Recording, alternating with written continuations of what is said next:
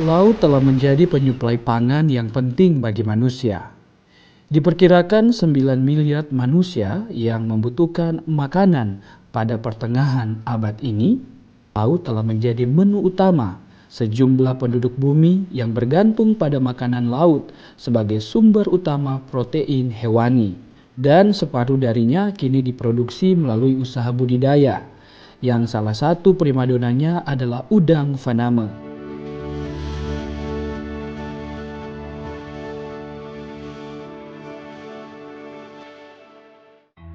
Indonesia sebagai negara maritim terbesar tentunya sudah tidak asing lagi dengan yang namanya laut. Sebab sumber daya laut terus dikembangkan dan mengalami yang namanya inovasi. Hal ini pula senada dengan BP3 Kota Bitung yang melakukan inovasi demi inovasi termasuk manajemen pakan perkembangan udang faname. Seperti apa perkembangan biakan udang faname yang dilakukan BP3 Bitung? Kita akan sama-sama lihat dalam Jala kali ini.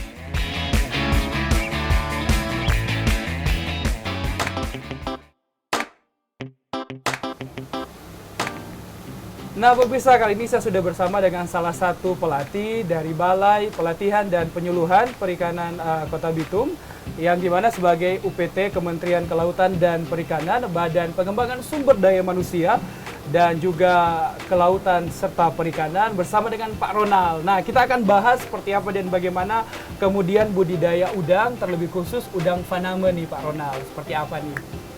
Ya, budidaya udang faname saat ini menjadi primadona untuk di berbagai tempat. Yang pertama, mengapa dia primadona? Nah, salah satu program Kementerian Kelautan dan Perikanan itu adalah peningkatan produksi perikanan lewat kegiatan budidaya. Ya, ada berapa komoditi yang dikembangkan, ya, termasuk udang faname ini.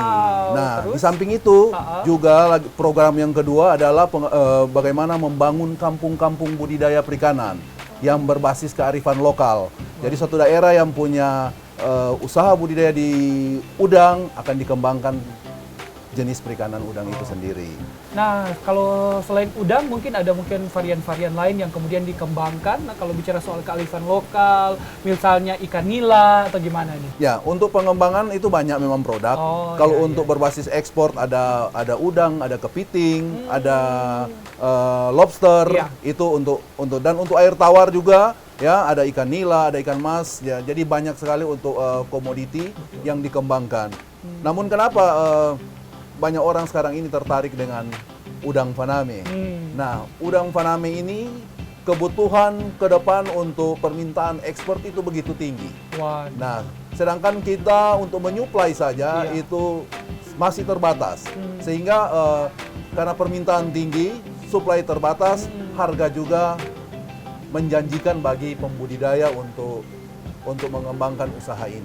Pak Ronald bilang suplai terbatas. Apa memang masih terbatas para mungkin mereka pembudidaya udang faname ini untuk melakukannya atau seperti apa? Ya, masih kurang atau gimana? Karena permintaan dunia yang besar. Oh, besar. Nah, di samping itu juga pengembangan usaha budidaya di tingkat pelaku utama itu masih banyak dilakukan dengan sistem tradisional, di mana hasil usahanya dalam jumlah yang kecil, ya, dalam jumlah yang kecil, sehingga di satu sisi mereka juga pengetahuan tentang bagaimana cara budidaya udang itu sendiri itu yang masih kurang, sehingga perlu ditingkatkan.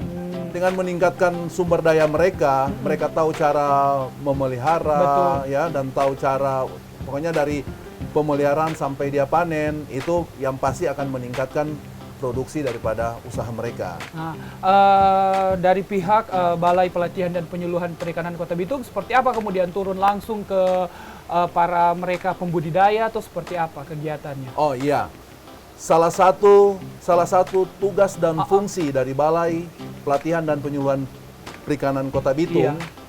Nah, salah satu fungsinya adalah bagaimana untuk meningkatkan kompetensi pelaku utama di dalam usahanya usaha perikanan. Itu salah satu. Sehingga kami sosialisasi ya. Oke. Nah, jadi ada dua bentuk, dalam bentuk pelatihan dan dalam bentuk penyuluhan. Wow. Ya. Nah, kalau pelatihan kita melakukan kegiatan pelatihan baik di lokasi tempat usaha pelaku utama ataupun kita Praktek laksanakan nih langsung ya, Pak. mempraktekkan langsung kegiatannya. ya. Demikian juga penyuluhan itu dilakukan demikian. Penyuluhan mereka juga penyuluh-penyuluh punya tugas di masing-masing wilayah kerja mereka untuk memberikan pengetahuan, merubah mindset daripada pelaku utama atau pembudidaya ikan atau pembudidaya udang.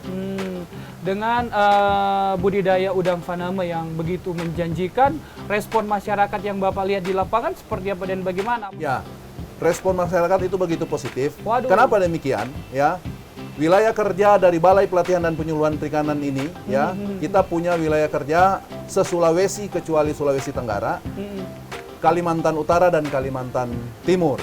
Luas ya cakupannya ya. Nah, melihat daerah-daerah Iya, iya. tersebut, itu daerah-daerah yang potensial untuk pengembangan udang faname ini sendiri.